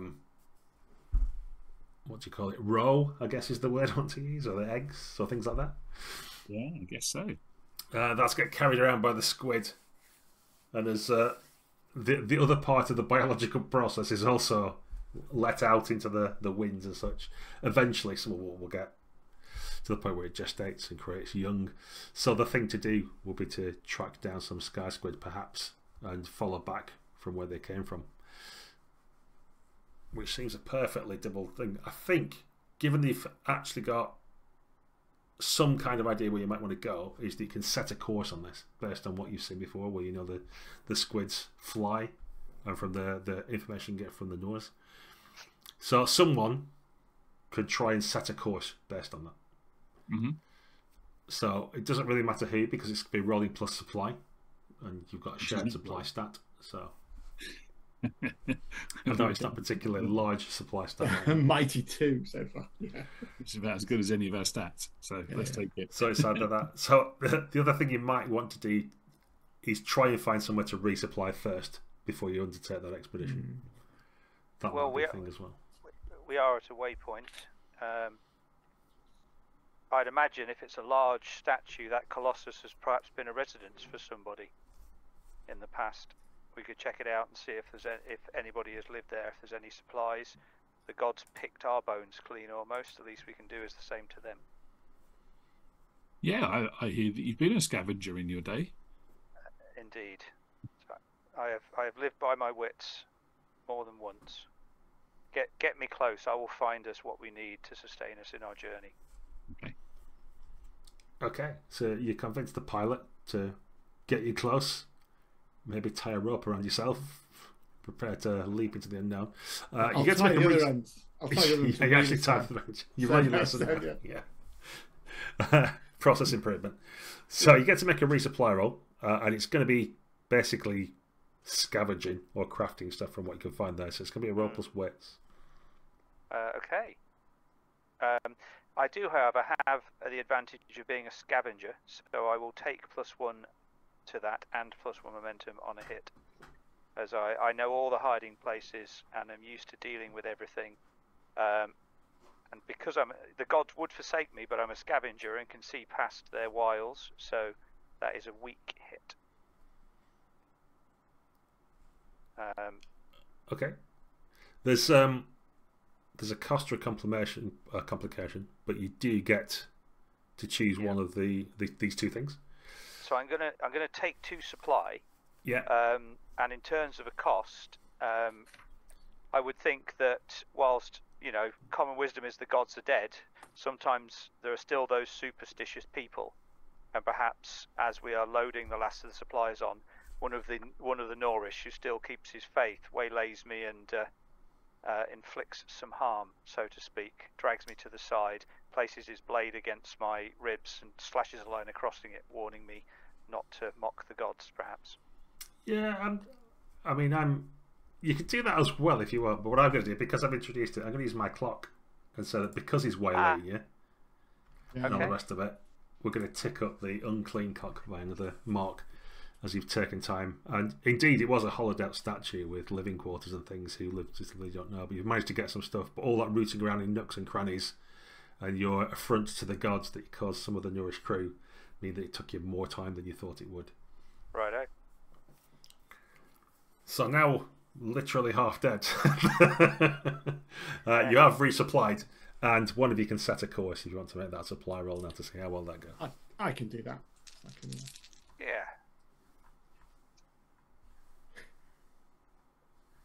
That's a miss.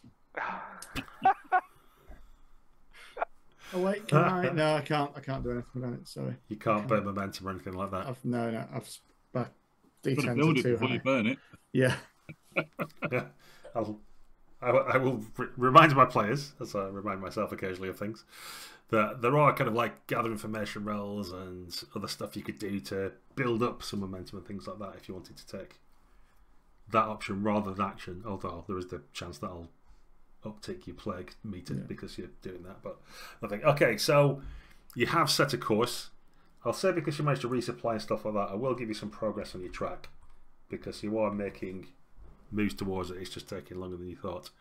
And on the mission, you're waylaid by a significant threat. So we've had the Norse.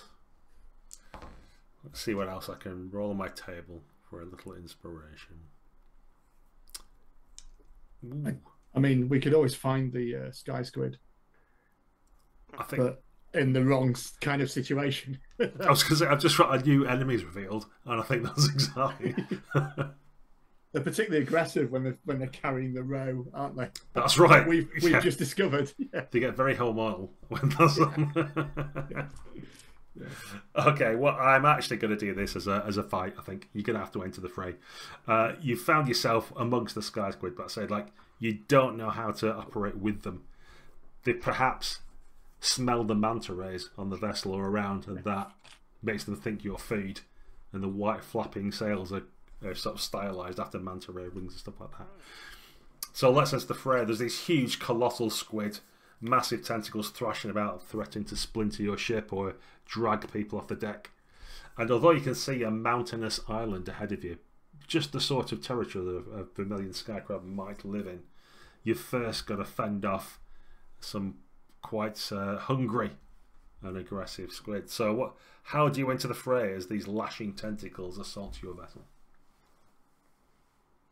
I've already established that I've got a fish gutting knife, and all the. I mean, there's good eating on them squid, so I'm going to leap right into the beak of it and attempt to cut those tentacles off. Hopefully, so they land in my pot. Do you want to roll as well? Well, yeah, you might as well. Let's get rolling. Well, that is actually a strong hit. First time hit. And although I'm going to have to say this is dangerous. I know that might make this combat last a little longer, but it just seems like it is.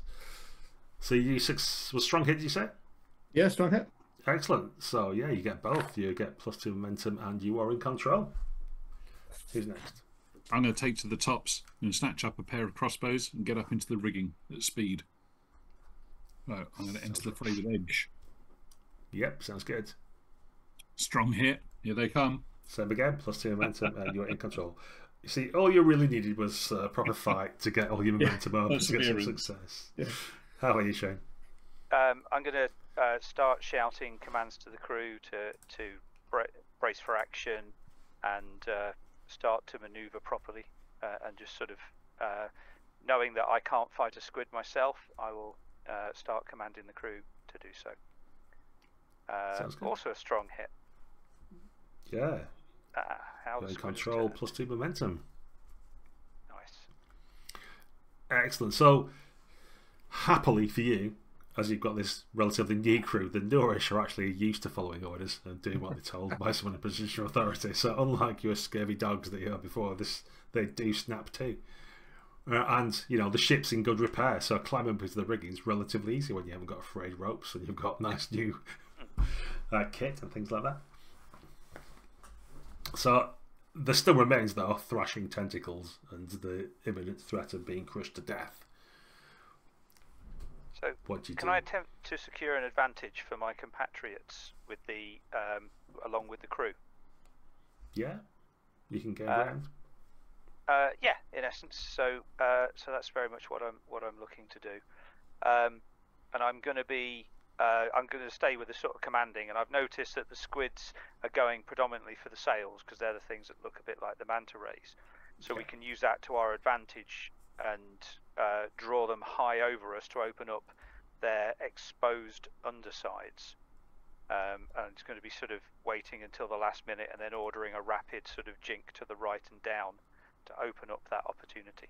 Sounds beautiful. Let's see if you've got the dice to back it up. Well, as it happens, I have a weak hit's worth of dice.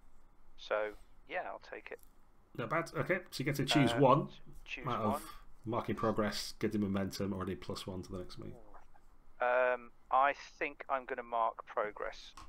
That seems the most effective at the moment. Excellent. So your colourful manoeuvring is doing a great job for everybody so far. Cool. You're in a good position. Who steps up next? Well, I'm just slicing these tentacles off using the well manicured wood of the deck as a chopping board as I strike against them to try and. Yeah, with some of the crew wincing. You don't know if it's because you're scoring the nice polished beeswax deck or because it's yeah. you play. That is a strong hit again. Excellent. Okay, you've dominated your foe. You definitely get to stay in control, and you've marked progress twice. So I've got 6 boxes marked as there's calamari lining the decks. Right, let's put it beyond doubt then. So I'm scrambling up into the crow's nest. I'm going to unleash a hail of iron-shod crossbow bolts into our foes from range. Beautiful. So, yeah. Roll plus edge.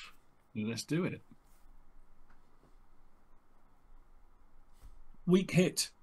So progress twice, but I expose myself to danger and end up in a bad spot. Uh-oh, they've noticed me.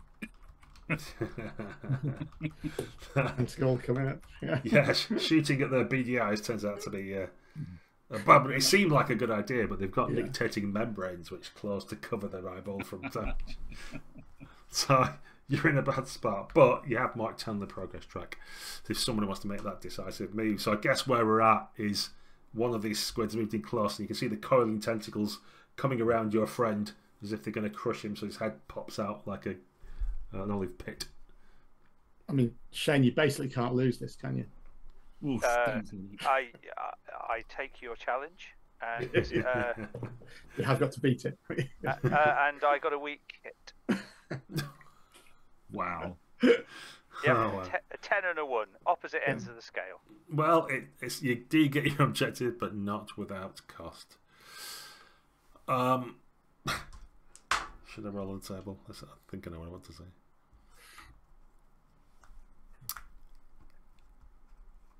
Yeah, no, I'm good. I'm good. I'm going to keep it easy. I'm going to move up the play counter.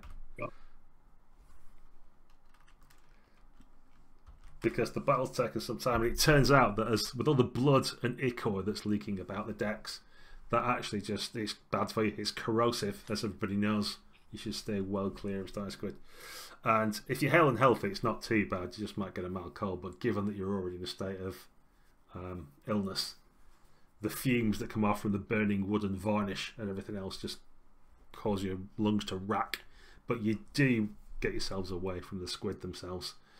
They themselves decide there must be easier things to eat out there as you burst through. So we'll mark your find the crab track some more. We're now at 6. Pretty soon we're going to have to make a roll on that to see whether you achieve our objective or not. But I think we're going to have a sort of final bite of the cherry, if you will, another milestone to see if you can achieve that before we have to make a roll to see whether you actually succeed overall. Okay. Bearing in mind that we're trying to keep this to 2 hours, I guess our viewers at home can tell this could go on one thing to another forever and ever and ever. So let's time box it. Let's keep ourselves to our We're building momentum now. We're definitely building momentum. I wonder if I can use the bearing of the squids to home in on the mother crab with my Slayer asset to assist. Let's see if I can stalk the crab through the sky. Sounds good to me. Does, doesn't it? Okay. All right. So this would be. I'm thinking this would be edge. So I'm going to roll it. Okay, that's a weak hit, which is enough. Yeah, so I can take +1 momentum. But yeah, that's that.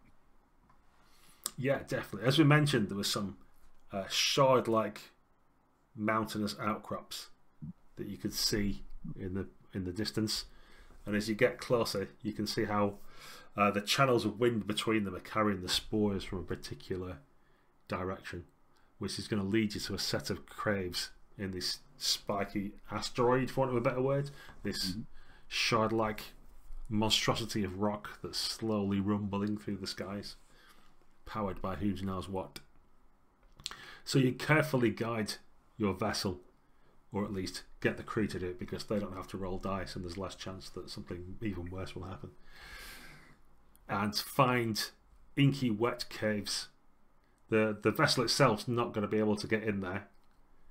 You imagine that whatever's in there maybe it got in when it was small and is now big.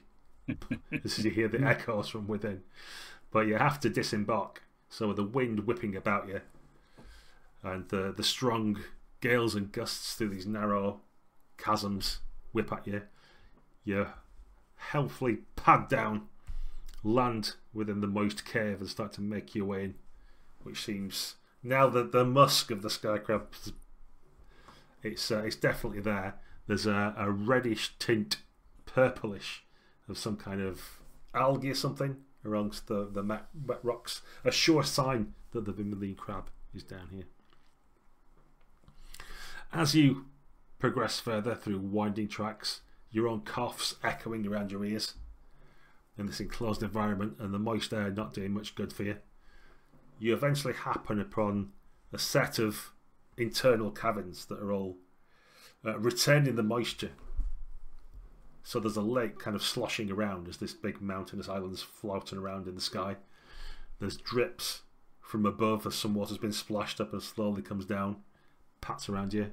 A weird sort of misty substance across an internal lake, and something you perhaps think is an island at first but looks too smooth against all the jagged and ragged rocks that are around. You realise the deep reddish purple shell of a huge crab the size of a building, you suspect, is below the water, giving itself away as one little eye stalk comes up and looks around and sinks back down again. You're sure there's other things that are scuttling about in the darkness as well. What's your plan for recovering the spleen of the vermilion crab? If I may, I'm going to coat myself in some of those fish guts that we have them on the ship because we fired it out of the ship originally, and retract all my arms and just like float off, and then it will swallow me whole, and I can just pick the squid out and then like drill my way out, pick the spleen out and just drill my way out. What could go wrong? That sounds like a plan with no flaws. So I'll definitely have to roll literally oracles to find out difficult to what goes swallow. Yeah, what's at stake? I mean, I'm guessing I've got to face danger. Yes. And it sounds like this is roll plus shadow for deception, stealth, or trickery. My favourite. As I lower the little flag with my face on, just like slowly goes down. Bon voyage. Float off. Right. Oh, actually, a strong hit. Wow. With my one shadow. That was what I was doing. I was rolling iron and things that I'm good at. You see, that's... Excellent. Yeah, well, you get +1 momentum. You're definitely swallowed by the crab. What's the plan for the other two of you? Are you positioning yourselves in any way? Are you trying to help in some way? Are you distracting it? Are you got some contingency you're trying to set up in case it all goes wrong? Proteus's plan has come as somewhat bolt out of the blue, so I might be shocked and stunned by that. But well done, Proteus. Little golf clap, off you trot. Okay, I guess we've got to stop the crab from going anywhere. So we're really going to be on a wait and see mission, I think, aren't we? And hope that nothing happens in the meantime. Yeah, the crab will not want to eat if we menace it. No. absolutely. Maybe we should serve it up an appetizer. Some chum. Well, what happens? You definitely Proteus is swallowed initially. You see that happen, but then there's a sort of tsunami almost as the crab comes out on all legs, and you see its eyes pop out and grow wide, and it starts much like you're hacking and coughing with the plague. It starts doing that, and it's like it's going to try and cough him out and expel him. Is there anything you do to try and prevent that? As all the arms come out, try on something. Is there something you do to encourage the crab to keep its mouth closed? To attack stick a harpoon through it like a giant needle through cloth. Indeed. Yeah, still got my harpoon, and it's time to live up to the monster hunter sobriquet, I guess. Yeah, sure. Yeah. All right. With me, Sheba, and I'm going to go into a trot across the sands, and I'm going to try and plunge the harpoon down through its mouth parts between its eye stalks. Sounds good. Again, a plan where I can't see any consequences at all if this goes wrong. Okay. Facing danger rather than going into a combat, I guess? Yeah, I think so. Yeah. Okie dokie. All right, then. So this is going to be with close quarters aggression. So I'm going to roll with iron for this one. Mm-hmm. And I wonder if, although it's not combat, I wonder if my jungle cat companion, it would normally add +1. I think that's fine, because it'll be distracting the crab as well. Super. Okay. And I feel like I'm going to need it. So, still a weak hit. I'll take it, though. You succeed, but not without cost. No, Sheba, don't fall in there. I think, yeah. Well, it's going to be 1 health to Sheba. As one of these spiny legs like just pins your cat to a promontory of rock. Meow. How about yourself, Shane? Is your character doing anything to help, or are you just... I'm going to attempt to because my little saber will not pierce. It's no crabbing knife. But what I can do is try and get Sheba out of the way to allow the monster hunter to focus on the monster and not on his friend. So I figure I'm gonna get in there as quick as I can, and as the thing shifts its weight and takes some of the pressure off the leg, I'll try and kick it to the side and pull Sheba out of the way. And a roll plus edge for a spectacular miss. Thankfully, not a matched miss. That's okay. So I'm still going to deal you 1 harm because, as we know, crabs have multiple legs, and in your efforts to free Sheba, another of the legs comes forward and pins you in a similar position, perhaps just underwater with the water levels here. You have to wait for the waves to lap so that you can grab a lung full of oxygen and that kind of thing. Okay.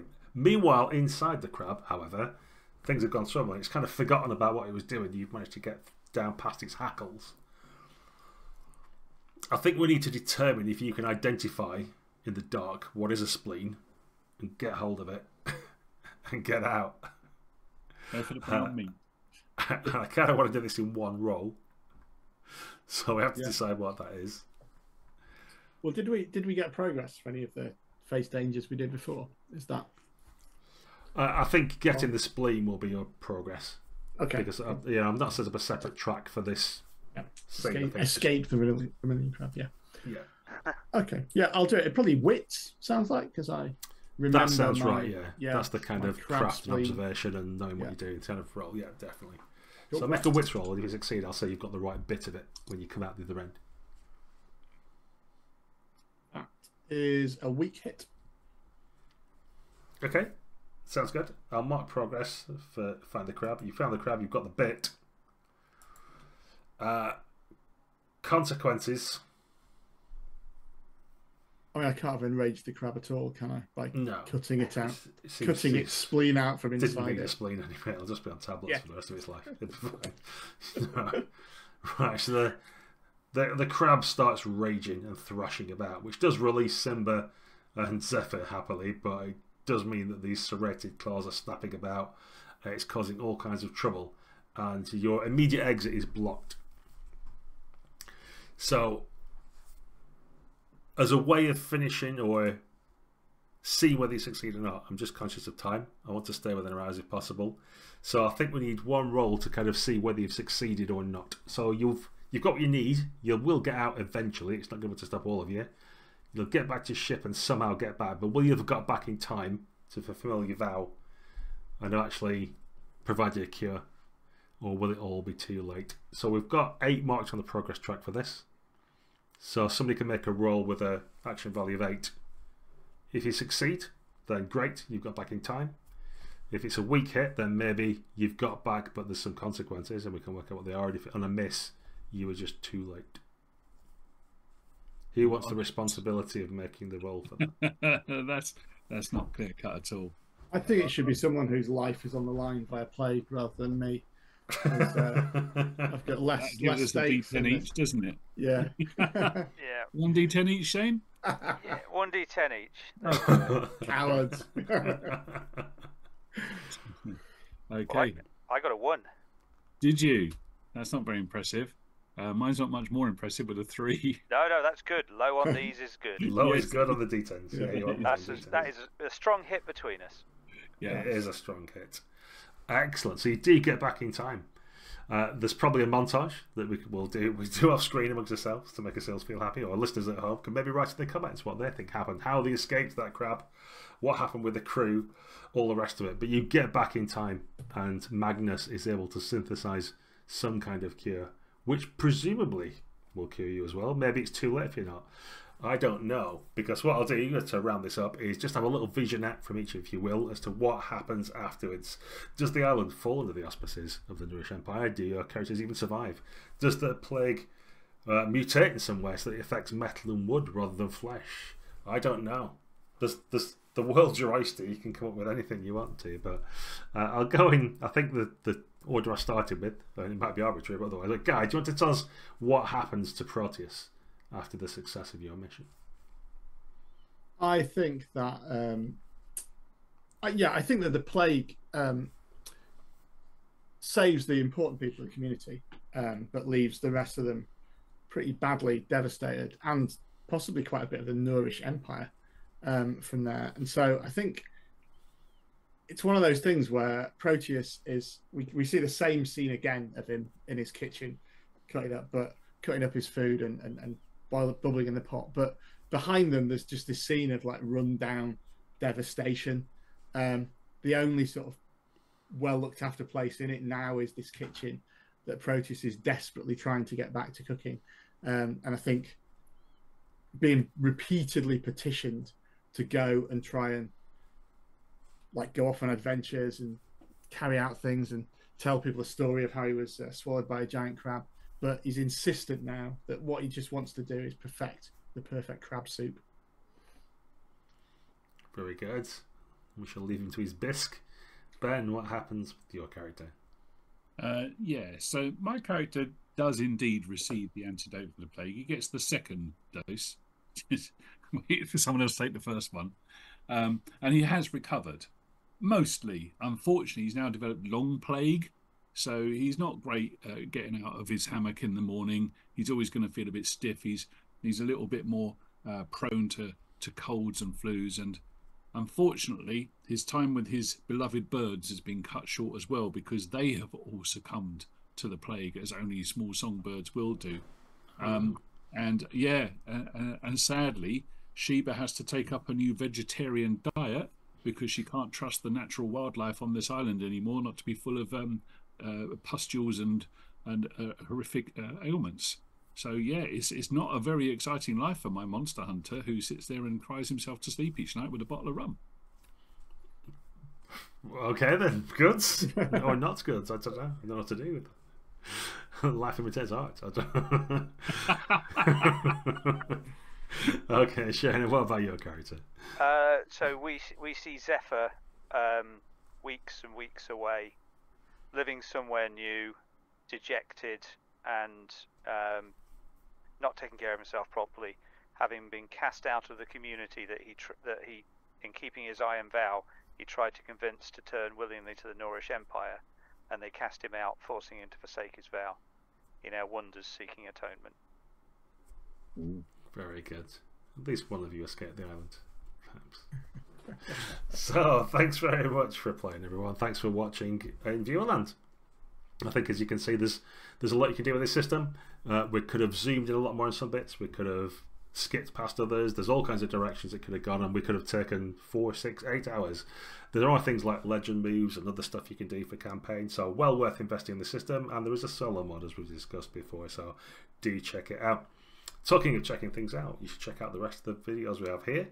You should check out What Would the Smart Party Do? Myself and Ben run the UK's premier RPG podcast, and Guy has the Burn After Running blog with loads of great adventures, tips, tricks and other things as well. So if you like what you've seen, do give us a like, share, subscribe, tell your friends. Any kind of free thing you can do helps out the channel and helps us create more great content. Until next time, everyone, bye bye.